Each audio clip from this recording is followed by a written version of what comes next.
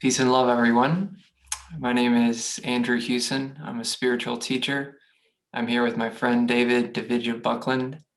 David is an author. He has a blog, davidya.ca, where he writes about various topics within the general theme of life and enlightenment. We have been having talks here together for about a year now, and we have discussed many different things. It's all really tying back into the general unfoldment of realization or enlightenment and the various things that may be encountered in the midst of that. David is also the author of a book, Our Natural Potential.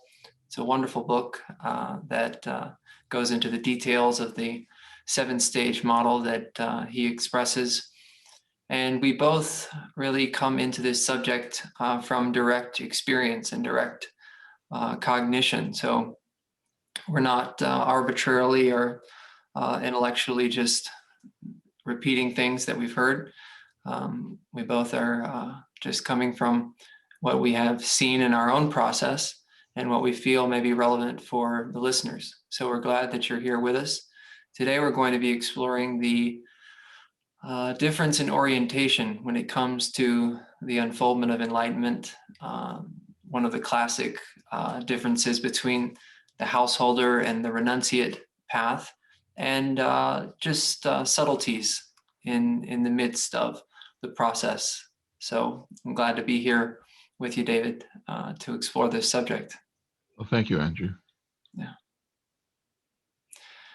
Perhaps we can begin by just looking at the difference between the householder way of life and the renunciate way of life, and give a little bit of context and see how that kind of filters the perception and the recognition of the process of unfoldment as it arises. Yes, I think it's important to understand first, though, that the underlying process is the same for everybody. What's actually waking up to itself and so forth. What varies is in the flavors of experience that different body minds have. In essence, each of us is a unique point of experience, a unique reference point within universal consciousness. And that's essentially our nature to be here, to have a distinct experience of the whole and add that to the whole experience of itself to bring out all the details in that wholeness. And so it's in our nature to experience this process in a distinctive way, somewhat different from everybody else's. And yet the underlying process is the same. It's variations in the flavors and experience of it. And yes, one of the primary ways that unfolds is in that distinctive householder renunciate dynamic. Now, one of the things it's important to recognize is the flow of time, and the time moves in rising and falling cycles of greater and lesser awakening. And historically, there was a descent out of a golden age into a progressively heavier period and into a dark age. Literally, when we had the dark ages in the West, as described in the West, it was a dark period in consciousness. And during that time, the renunciate path had been somewhat lost and was revived by sages like Shankara, and re-emphasized. Particularly in the darker age, it was very difficult to make spiritual progress while out in the world. And so the renunciate path became very strongly emphasized and overemphasized in a way. But now we're rising out of that darker age, and the renunciate is no longer necessary to withdraw from the world to make spiritual progress. It's better now to be following our natural path. And by far the vast majority of us are naturally in a householder's path. and that's only natural. I mean, if we're all renunciates, then human species would die out. So it's important to have a balanced life. And, we can look at the ancient texts, and the vast majority of the sages in those texts were householders. This isn't something unusual. Um, did you want to comment on that further? Sure. Yeah, I can say a few things. And I think it's interesting that you point out that in the ancient texts that a lot of the sages were householders. But I also find that there are many scriptures that tend to have more of a renunciate emphasis that have become popular within the circles of non-duality. Scriptures that are coming from a space of seeing the world as illusion, or seeing through the world. There's a heavy emphasis on seeing that the world is just a play of appearances. And one of the most important things to recognize is that these scriptures are quite appropriate, but within a certain context. So oftentimes certain scriptures are coming from a certain stage or a certain uh, recognition or modality of conscious awareness. And if that is taken to be the only option, or that is taken to be the ultimate or the end goal, without the proper understanding that it's one stage in the midst of an unfoldment, then there can tend to be a little bit of confusion or a little bit of trouble that arises. Now, that being said, we've also discussed how seeing the world as illusion can correlate with the dominant guna, or the egoic filter that is present. And Yes. so certain scriptures may be coming from more of a rajasic filter, or more of a space of seeing through something. It is appropriate, and we may pass through those phases where there's a prominence of seeing through something, seeing that something is unreal. At the same time, that's on the way to realizing what its reality actually is. What is the underlying truth of the appearance? So it's only half of the story to see what is unreal. The full story contains the recognition of the real. So in the context of the householder renunciate flavors, the renunciate path tends to have more of a masculine style approach, and it tends to emphasize the seeing through the unreal, and transcending the limitations of um, the world and everything that is contained within um, that web of attachments. At the same time, if it's not balanced out by the feminine, then we end up with a bit of a lopsided process. Yes, and one that's somewhat dry and so forth. Yes, I fully understand. I agree with your points there. And perhaps it'd be worthwhile just reviewing the guna influence. Those are tamas, rajas, and sattva. Tamas is essentially inertia, that which keeps things solid and stable. And for most people, that's the dominant guna in their experience, and so they experience the world as solid and real. But as we do spiritual practices and culture a deeper sense of self, then the gunas tend to shift. We shift into a more transformational phase, and then rajas becomes more dominant. And when rajas is dominant, then we tend to experience the world as illusory, almost like a mirage.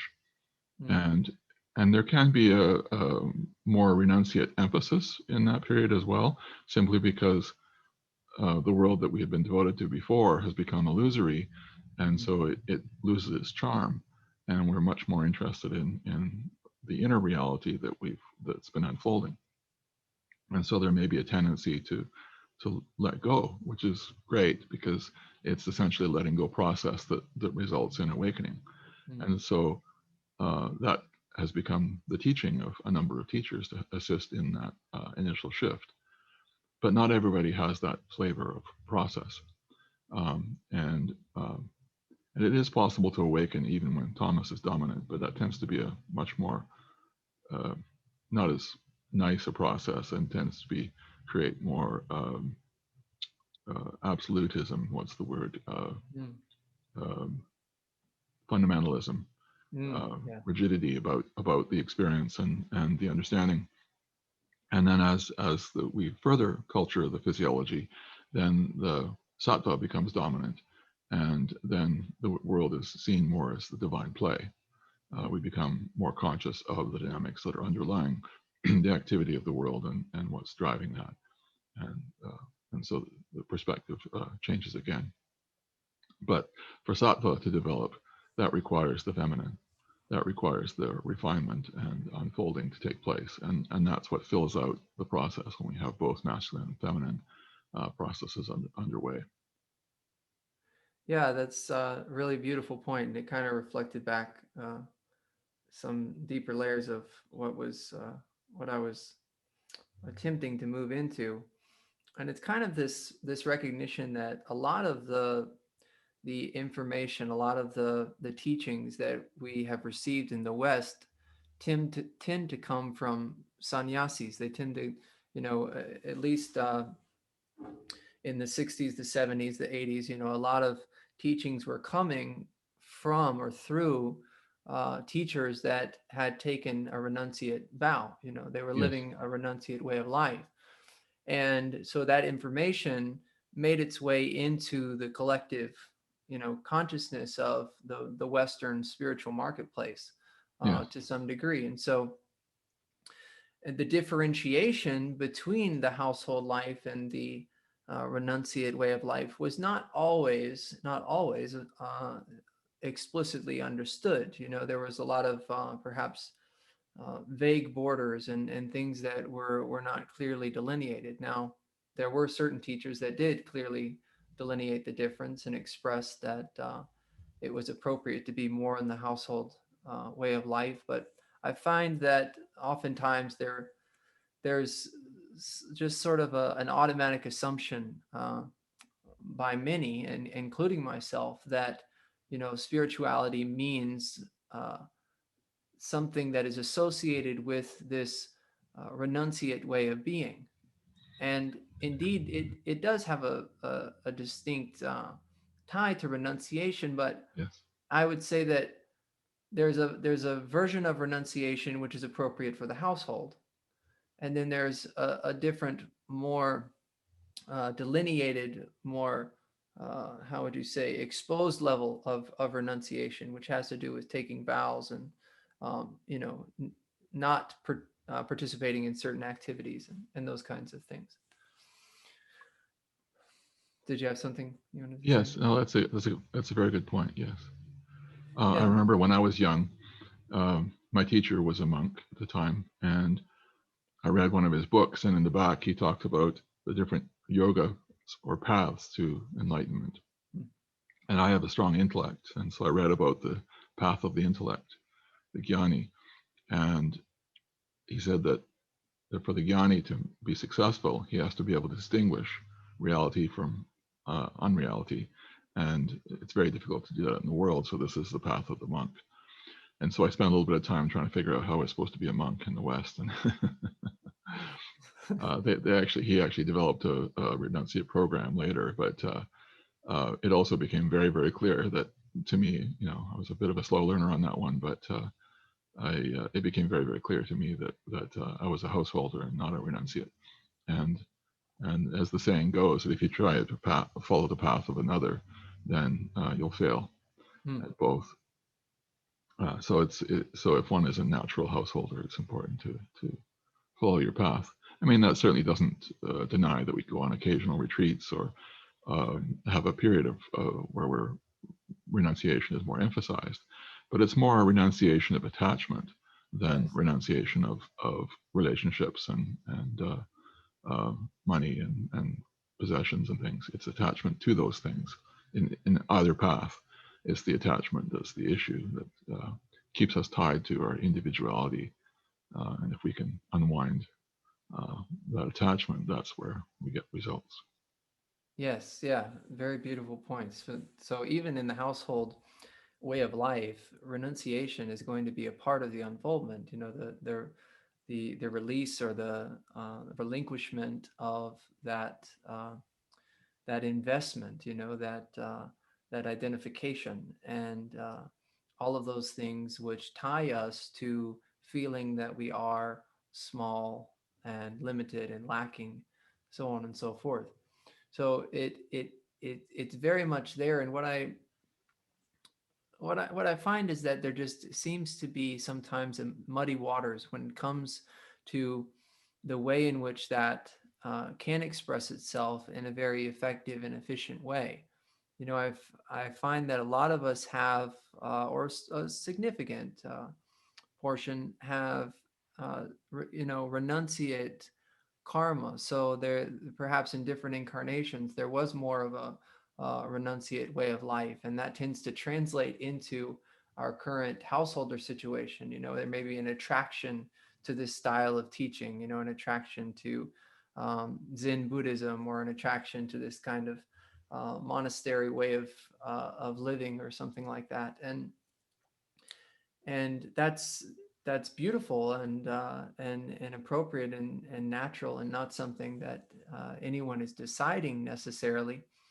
But when we are exposed to teachings that were being expressed in a monastic setting, you know, they have a certain tonality, they have a different approach that isn't always appropriate, you know, when we are around our family and we're in the midst of those dynamic exchanges of daily living.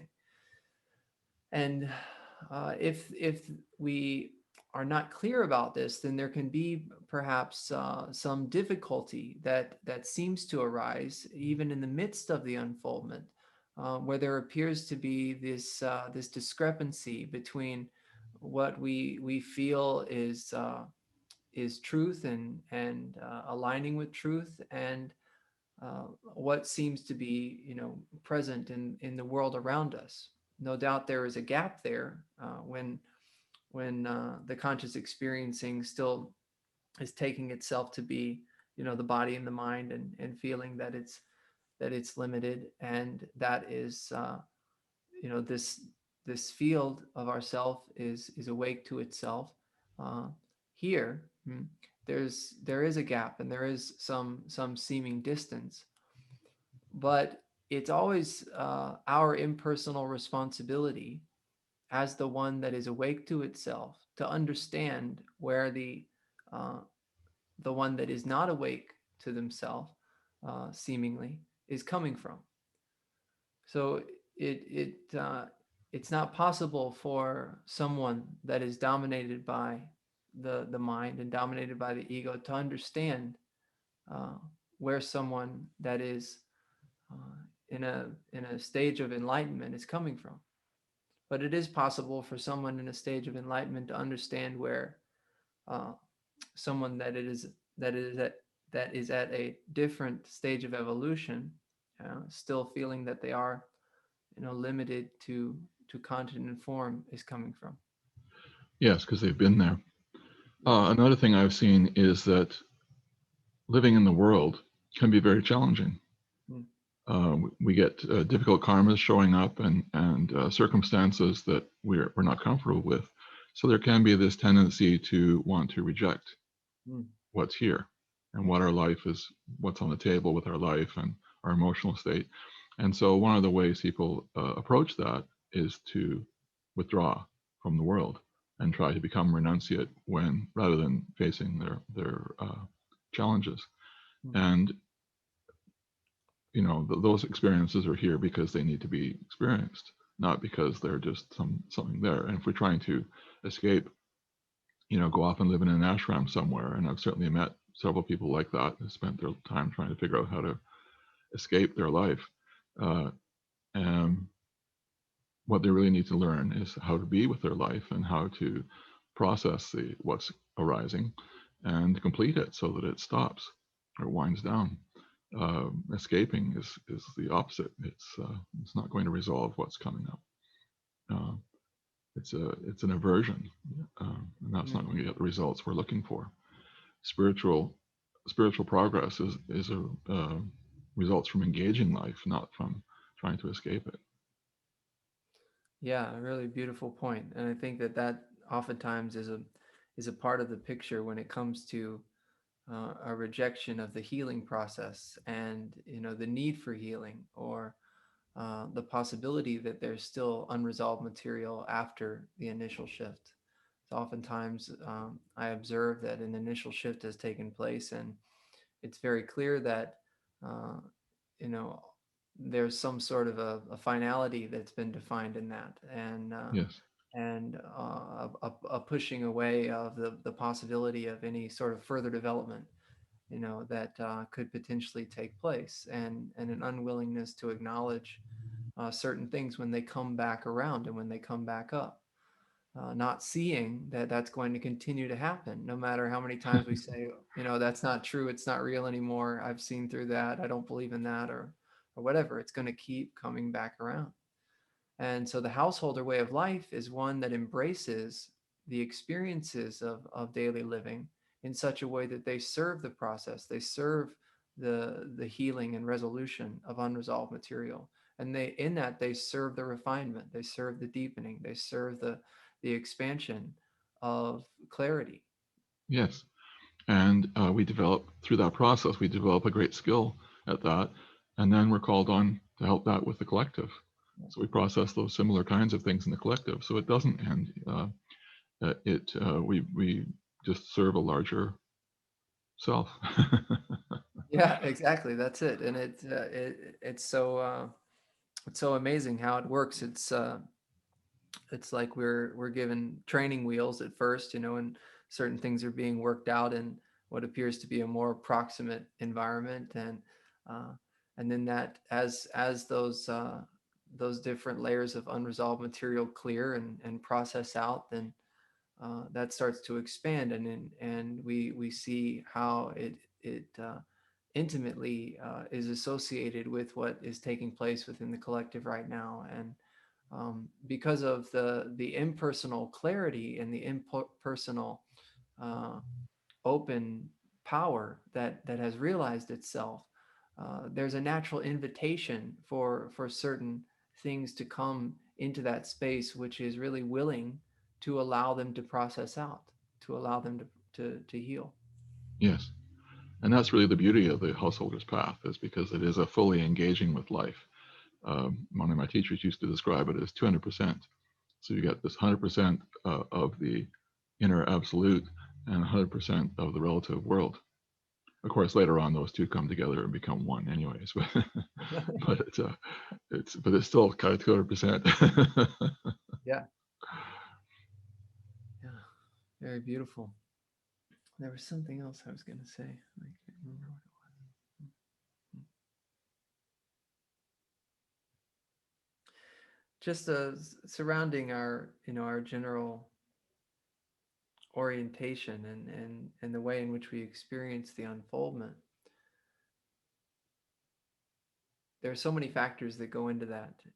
Our cultural context, our family setting, uh, our whatever it is that we seem to have an affinity with when it comes to the the hearing of truth or the reading about truth.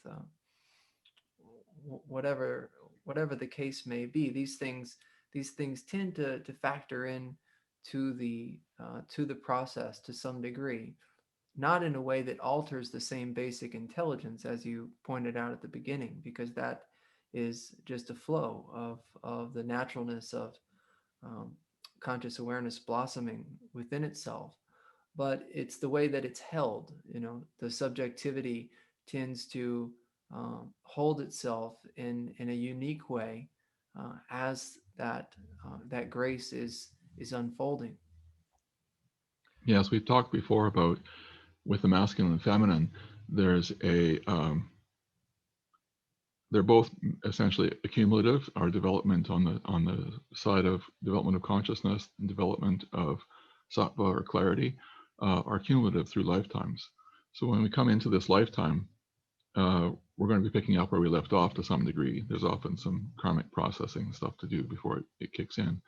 It varies quite a lot, but there's that fundamental balance is already, we're starting from a certain place, which might be a lot of refinement, and it might be very little refinement. It might be a lot of clarity of consciousness. It might be very little clarity of consciousness. And the two of them are in all kinds of different mixtures. So that in itself is going to create uh, a certain flavor, a certain style of experiencing life and the unfolding process. And there's nothing wrong with any specific experience. That's a key thing to understand here. I mean, it is ideal that there's a balance of masculine and feminine process, and we both encourage practices that help develop both. But where we're at is going to vary a lot in terms of what's developed already and what's unfolding. And so, if we have a lot more masculine and renunciate tendencies, that's fine. It's just we don't want to be going by concepts, what our mind thinks we should be doing. If you hear the mind telling stories, oh, I should be like this and I should be like that, and this is wrong, and oh, I shouldn't be feeling this, and I shouldn't think that, and those are all rejections of the experience, and we want to find a way to be with it as it is, so that it's smooth, and we're allowing what's arising so that we can process it and clear it, as opposed to being in a constant resistance and being in a battle with life. That's not the householder's path either. That's just the path of resistance that so many people in the world are on. Yeah, that's a beautiful point, and it kind of reminded me of what I was thinking about earlier. I find that on the other side of the extreme, there's that renunciate approach, which has varying degrees of sophistication, we could say, or alignment. There's renunciation, which is very sharp and clean and precise, and actually cuts, cuts through. And then there's renunciation, which is more sort of an attempt to use concepts to manipulate experience, or to explain things away. And I don't even know if we would consider that true renunciation, No. or like more of like a manipulation or a rejection or an attempt to control on behind the mask of some sort of spiritual understanding. Yeah, because conceptual renunciation isn't really renunciation at all. That's a grasping at concepts and that are fit the bill. And yeah, I remember running into an animated video that somebody had done where these two people are having this conversation, and one of them talks about how beautiful the weather is and the flowers that are coming out, and the other one dismisses it all as an illusion, but it's all conceptual. And finally, surprisingly, there's some breakthrough there, and they let that go a little bit, and are actually able to experience the world. Yeah, beautiful. So, and on the other side of the extreme, I have seen certain attempts then to sort of spiritualize certain areas of experience as a way of uh, moving into some surface level reconciliation of a conflict, or a sense that something is unspiritual or wrong. So an example would be, let's say that there are certain belief systems or concepts or understandings surrounding spirituality that place certain areas of experience outside of the realm of being spiritual, or outside of the realm of being in alignment with spiritual realization. These ideas that would say, if you do this, then that's going to affect your enlightenment, or if you do that, then that's going to affect your enlightenment, or whatever. Yeah. So those are in place. And I mean, generally speaking, everyone has a little bit of that here and there. It depends on the case. Sometimes it's pretty heavy, other times it's lighter. But then on top of that, there can be this attempt to layer, no, this is actually spiritual. This is actually, I'm going to use this for my spiritual enlightenment, or I'm going to make this spiritual, or something like that. So I would call that like spiritualization, quote unquote. It's not it's Yes. not actually realizing the essence. It's like an explanation uh, to try to justify something, to try to make something okay that we inherently feel isn't okay, because we have this position within our experience that hasn't been resolved. Yeah. So it just ends up being more crap just layered on top, Yes. and there can be these kind of ideas about tantra and things like that that are really more just kind of new age pseudo understandings of what tantra truly is. Tantra has, of course, deep roots, and it's a very valid path. But it's, in the West, there are certain understandings about it that are not the most accurate, and that can apply to everything. It's not just the commonly understood sexual activity, but just like eating food, or enjoying the different array of phenomenal variety. Yes. So Like this it's idea of sattva we were talking about earlier, there can be this real emphasis on living a sattvic lifestyle, yeah. but completely superficially. Like, Mhm. I have to do this way because of this. I can only eat these sattvic foods, even if it's hard on your body or whatever like that. And we don't pay attention to that. We have this concept of this being sattvic, and Mhm. um, whereas the sattva that changes how you experience the world is primarily at a much deeper place, and it's going to Yes. naturally rise to the surface. It doesn't come from concepts and belief systems. Right. Yeah. It's not through not eating garlic that you become refined. So, there's certainly a lot of that around. But yeah, that it's the same kind of thing. It's these, they're really belief systems that are picked up innocently, and they're, I think, originally, they come into being with some degree of value, but it probably is more according to the context and to the crowd that's listening, and then it sort of gets passed on or translated into to other areas, and it becomes an overgeneralization, that doesn't have room or flexibility when it comes to the specificity of our unique, flowers that are the human physiologies that we're perceiving. Yeah.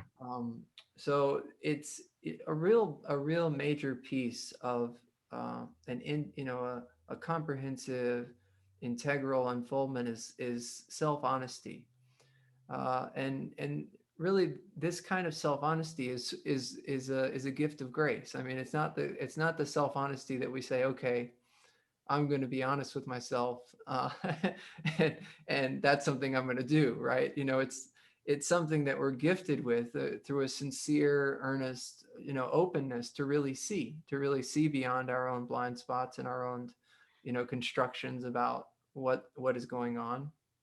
And when we have that, then we're able to sort of penetrate through a lot of those ideas that attempt to place the spontaneous grace of enlightenment within these very limited kind of Yes. boxes and parameters, that somehow are having to do with cause and effect and things like that. So, Well, it's interesting too, because it's like this self-discovery process, and it's not just on the level of the cosmic self within and an awakening process, but it's a discovery of what's actually here.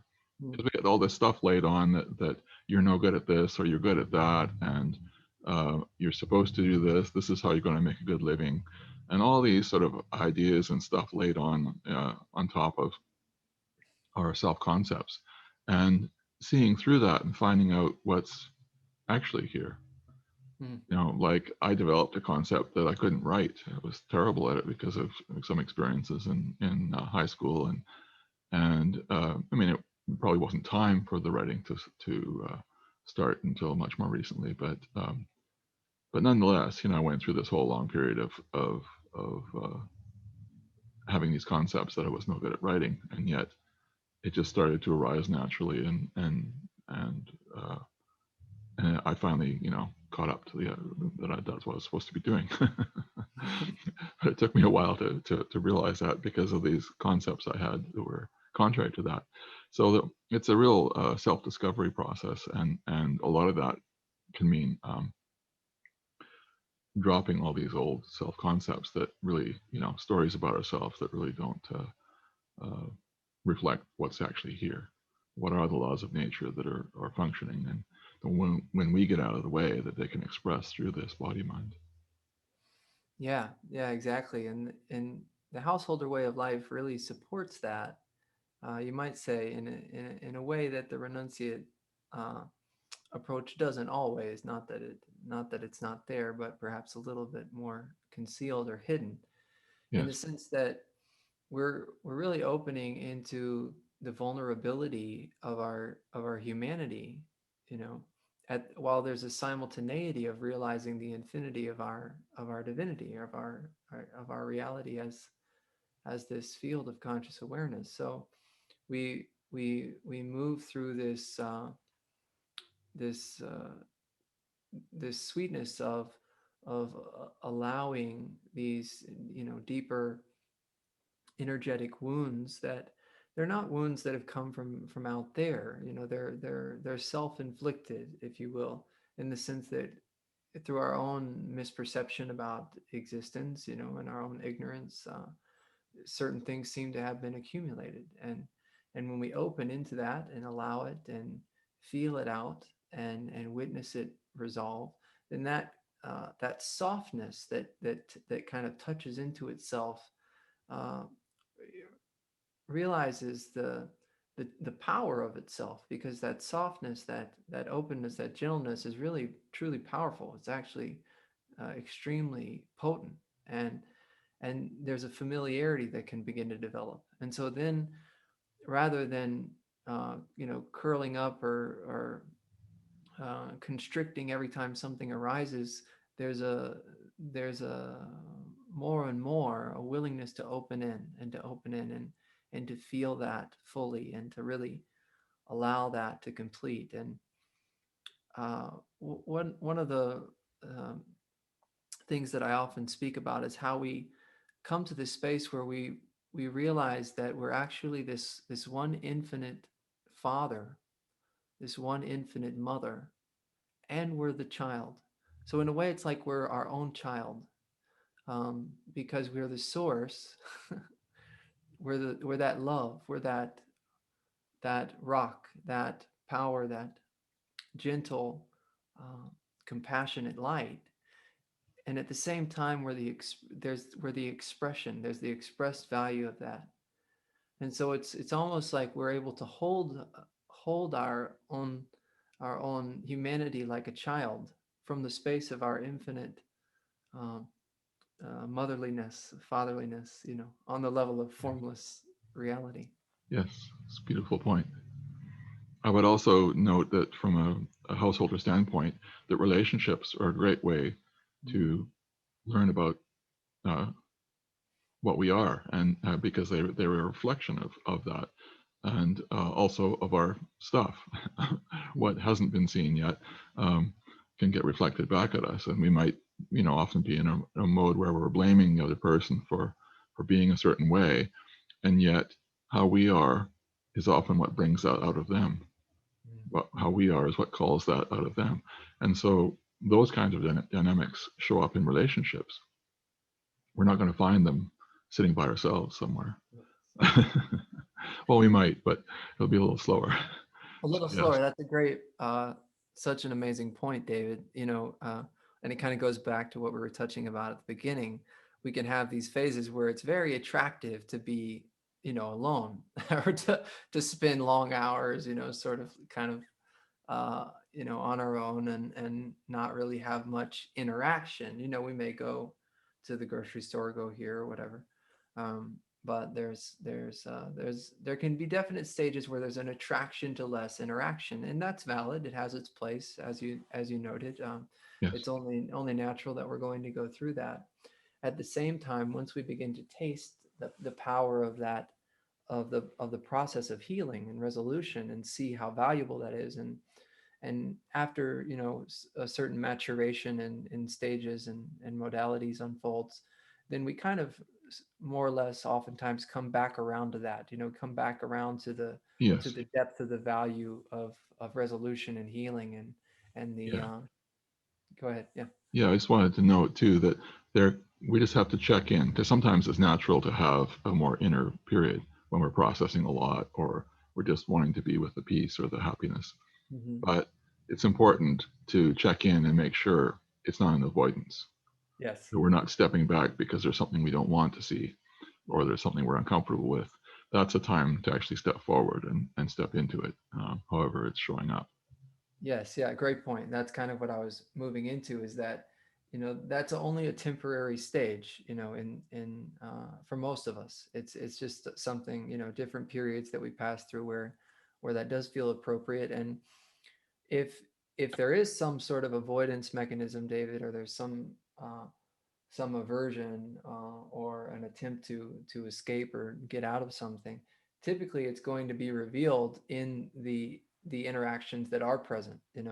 Yes. So if we're touching into interactions and there seems to be conflict, or we seem to be just pushing them away and saying whatever, or using spiritual concepts as a way to justify or rationalize or write off stuff, then that can be a signal that perhaps there's something we need to look at, and just and that also can be an invitation to return back into more of an interactive way of being, and to allow that to really enliven the path in a new way. Yeah. Yes.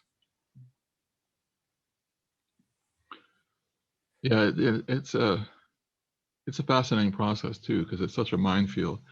Because relationships are also often a vehicle for karma, and Mhm. there's kind of like uh, a mutual advantage in there, and that they're bringing out some aspect that they need to see, and in the interaction, or bringing out something in you. And I mean, I've even seen circumstances where somebody pulls out of a relationship because they don't like how they become when they're with a certain person, Mhm. because of the way the person is. And it's not necessarily overt. This can be quite subtle. There can be just this energetic holding Mhm. that's, even though we're not conscious of it, it can be very present and bubbling just below the surface, so to speak. And uh, and then whoever we're relating with is responding to that, even though Mhm. we're not conscious of it. And then we sort of like, oh, they're being a twit, or whatever, you know. Uh, and that, but then if you ask them, they're like, I'm not like this with anybody else. Mhm. This is not my normal pattern of behavior, or something like that.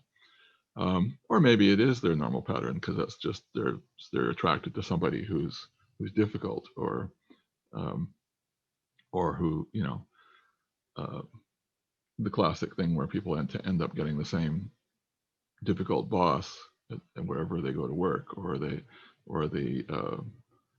the boyfriend that ignores them, or the yeah, whatever. There's all kinds of flavors of that are Sure, sure. very, very common.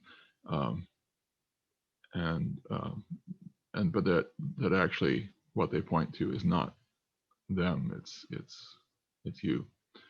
And it's not that there's some blame necessary in this process here.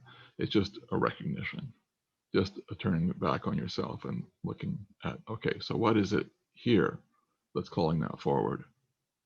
And this isn't something we're going to answer with the mind. Well, maybe sometimes the mind gets a sense of it, but really this is about looking deeper, looking in what's driving the bus, so to speak. What are the energetic drivers?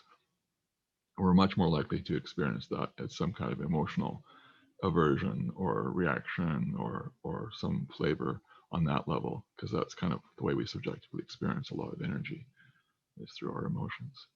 Yeah, that's such a great point. That's really the name of the game, if you will, when it comes to the reflective potential of relationships, is seeing that there is no one to blame. You know, it's whatever it is that's being reflected back, is being reflected back. There's something that is, you know, wanting to be seen, if you will, from a more optimistic perspective.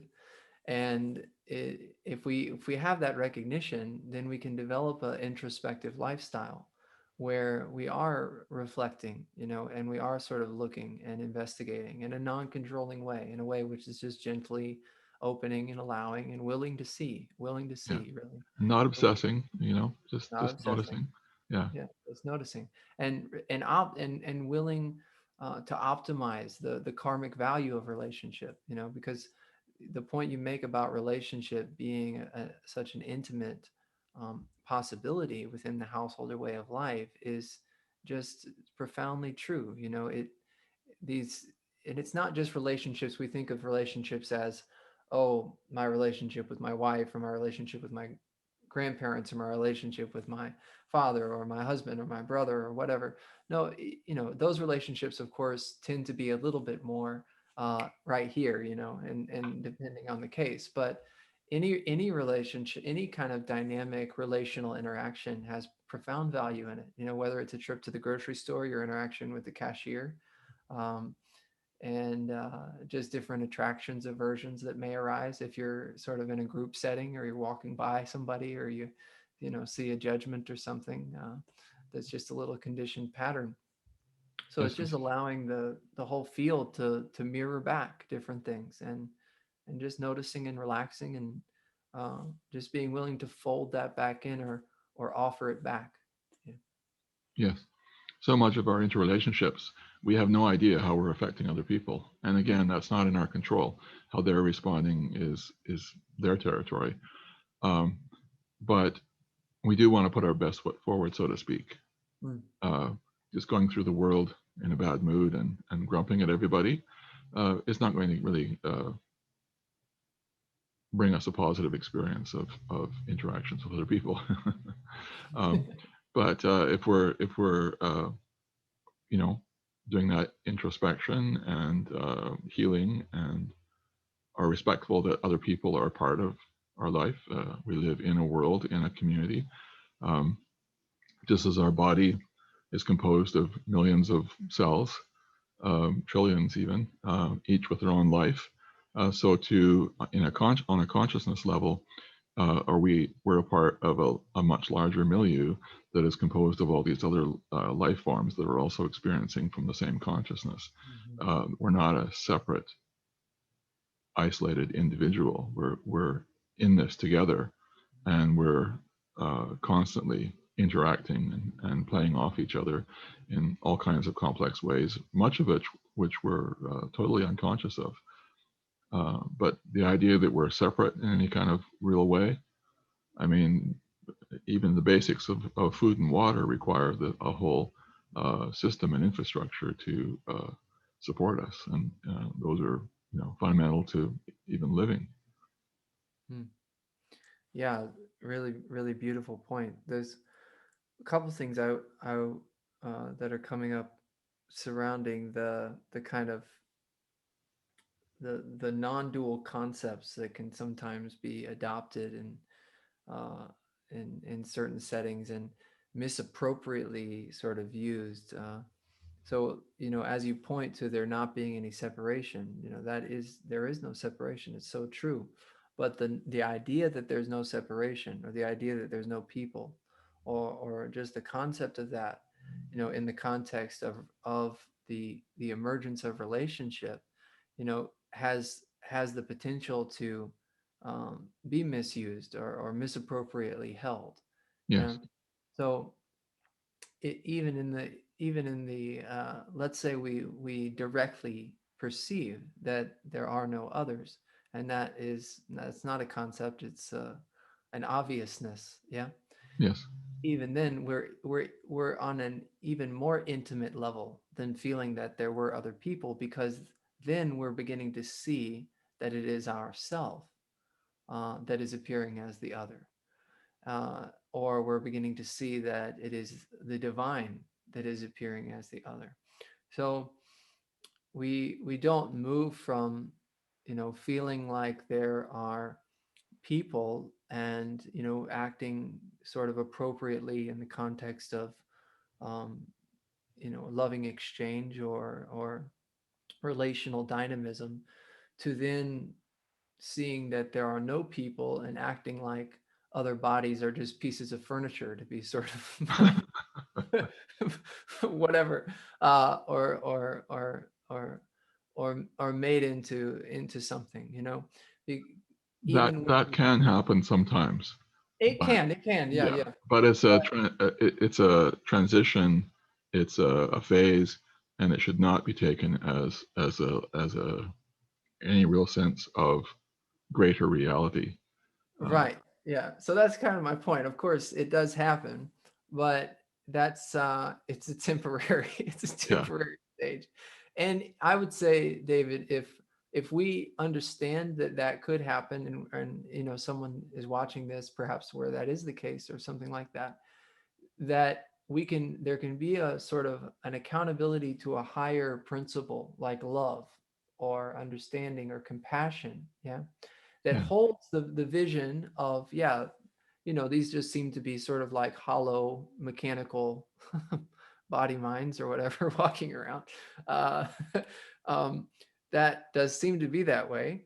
At the same time, there's a willingness to not let that become something that it isn't, or and not in an attempt to control, but just as the wisdom of discerning that there's more to the story than perhaps meets the eye. yes, yes, beautiful. Yes, that's one of the values of spiritual study, Yes. is to put things in context. And yes, people can create big concepts out of spiritual ideas. So we've been talking about some of those as we've been going along here. But the real value there is in understanding what's ahead, and then we have some context. It can feel Some of these experiences can feel very uh, real, very like this is reality. Mm-hmm. This is complete reality. Some Absolute, of that right. can be there, but if we have some context and recognize that that's something that can arise, but it's not an absolute, in that kind of sense, the way we have an impression of, then we're not as likely to get caught in it. And when we buy into it and invest in it, that's when it can cause us some trouble. Yes, that's also the value of like having a teacher or teaching where there's some maturation that is present and is able to give that context, is able to Yeah, provide a stable point of reference in that. yeah, and to call us on our BS. that, that too, yeah, yeah. So, and that's really accountability. Of course, we have the potential to enter into uh, relational accountability in more of an explicitly delineated way, in an agreed upon way. But basically, the whole universe is a system of accountability in a certain sense. We may be more or less conscious of it, but just the mere relationship that you were pointing to, relationship itself is a form of accountability, when we allow it to be, because it shows us, different areas that need to be looked at. Yes, another aspect of this too is if there is sufficient feminine unfolding, sufficient sattva, after awakening, there's a period um, where the higher value of the heart opens, hridaya, it's called, and it's also referred to as the heart mahamarma, and there can be this beautiful unfolding of the heart and love, as you spoke to. Um, and for some people, the way that unfolds is, well, essentially it unfolds through relationship.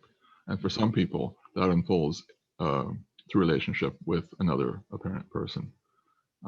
And because in order for love to flow, there has to be an other, in a sense, not necessarily an overt other, but just some value of an object of devotion, Mm-hmm. and that might take the form of some form of the divine, or as a teacher, or through one's mate, or yeah, but largely in some form of relationship. Yeah. Yeah, that's I'm glad that you brought devotion up because it's relevant in what we're talking about here today when it comes to the different orientations and the householder versus renunciate path. There's, believe it or not, devotion is present in renunciate settings Yes. and sannyasi monastic ways of life just as much as it is in household settings. So typically, there's an association of a monastic way of being with being more of a masculine um, uh, approach, but oftentimes it does uh, um, have a great deal of devotion and heart development contained within it. So, Yes. When I first studied the yogas or paths I touched on very briefly earlier, I was under the impression that you were on this path or you were on that path. And when they say things like, um, uh, if you try and follow the path of another, you'll fail. Um, but most of us are actually blends. mm, There's the path of the intellect. There's the path of the heart. There's the path of the karma yogi through action and perception. Perception's a key part of the karma yogi path, and then some other finer flavors. And I used to think it was one or the other, but I realized that number one, that we're usually a mixture, mm, and so I have a strong intellect, but I also have a devotion mm, to understanding, mhm, and also the different stages of the path have roles at different stages of the process too. Like I mentioned, the heart opening devotion has a major role there, and it can become quite a bit more dominant during certain phases like that. Um, the process of coming up to awakening is often a karma yogi kind of process because it's through this integration of touching into source and then integrating that through action, that we come to a place where we're prepared for uh, the awakening, and then the unity process is the intellect plays a key role. We may not identify with it as the intellect in that kind of sense. Some people are more more masculine form of intellect, but then you have the sort of the discriminative intuition, we could say, mm, that fine uh, flavor, the sort of feminine flavor of the intellect, um, which and either flavor has a key role in the unity process because there's this whole progressive recognition of all the layers of experience being the self, and that's discriminated through the discriminating intellect. And so there's that multiple things where there's different flavors of paths, and we tend to be a bit of a blend, and then we also have this unfolding process where one becomes more dominant for a while and shifts around. yes. Yeah, and when it comes to devotion, in its most essential sense, it's really, I would say, has the potential to be recognized as present, irrespective of the stage, and irrespective of the unique conglomeration of impressions. In a certain sense, we're always devoted to something. It's just a matter of what that devotion appears to be directed towards. So we could say that in our unawareness of the self, depending on the case, we tend to be devoted to our perception of the world. What we think we are, who we think we are, what we think is going on, what we feel is important in the world that we Yes. see as being out there. And that's it's in a way a form of devotion, and it's one that is that oftentimes quite resilient. It's like unwavering, devotion from a certain perspective. Now, there's a more refined understanding of devotion, and that typically points to the devotion that moves in the direction of realizing reality, of reality waking up to itself, of this field seeing the truth of its always isness. And in that context, there's devotion to truth, there's devotion to understanding, just like you were pointing to. There's devotion to expression or application, to meditate every day, to have a certain attitude, in the midst of the unfoldment of life. So there are these different levels of devotion, different ways in which devotion expresses itself, and whether it's jnana or karma, devotion is present, because we cannot move in this directionless direction of realizing what we are without that devotion, without that commitment, to the unfoldment itself.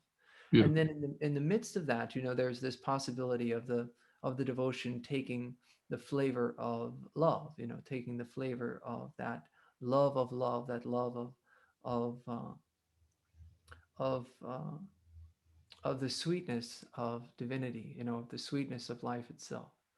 And but it's always present, and we go through different stages where it seems to be expressing itself in a certain way, and they're not necessarily set up in an either or dynamic.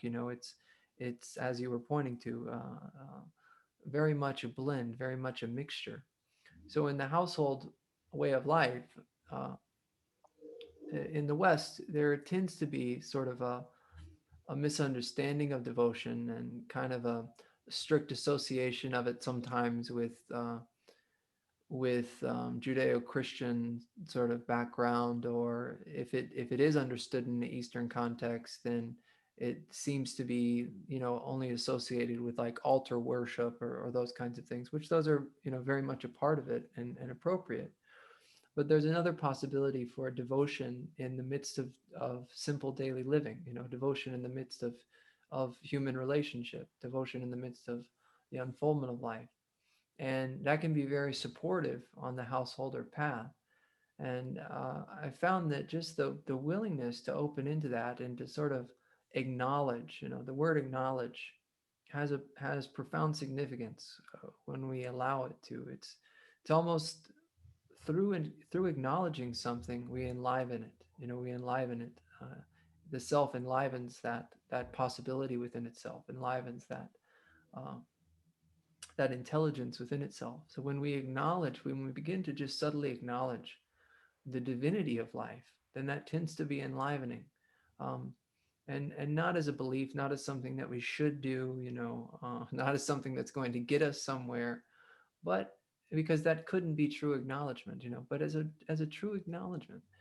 And uh, I've seen this kind of sweet possibility for, in the midst of what seem to be kind of mundane, simple interactions, just kind of bowing, to what appears to be the other, but not necessarily in a, hands folded kind of, you can see the bowing way, but just in an inner acknowledgement, just bowing, uh, and to the trees as you walk by, just a bow. And you can feel life bowing back. You can feel the flows of life Yes. just bowing back. And there can be that resonance of the flow of love and appreciation and recognition that begins to shine forth. Yes. And life loves to be acknowledged. Yes. And that's the funny thing, we're acknowledging ourselves. So we're, we're yeah. So mm. Well, I feel like we've covered quite a bit. Is there anything that you feel like we've left out, or? No, it feels yeah, that's good. Yeah, yeah. So we've just a recapitulation. We've gone over the difference between the household and the renunciate way of life. We've discussed that they're not, there's more effective and efficient ways to be aligned with both, and that they're also, uh, that renunciation is contained within the household life to a certain degree, and that our appropriate context is vital, as far as the potential for a deep, comprehensive unfoldment and an effective and efficient way to be with the process, to align with the process. That there's the possibility for the different filters, the different gunas, the different perspectives, and that we can hold those as temporary, depending on the case, and we can witness the fluctuations in that. And we can see relationship become a beautiful tool, or a beautiful aspect of evolutionary intelligence in a conscious way, in a way which is immediately recognizable. And we can allow the daily presentations of human life to serve that ever deepening, ever fulfilling flow of realization. And yeah, all through grace. Yeah. And we always give all glory to pure divinity. Glory. Thank you, David. Thank you, Andrew.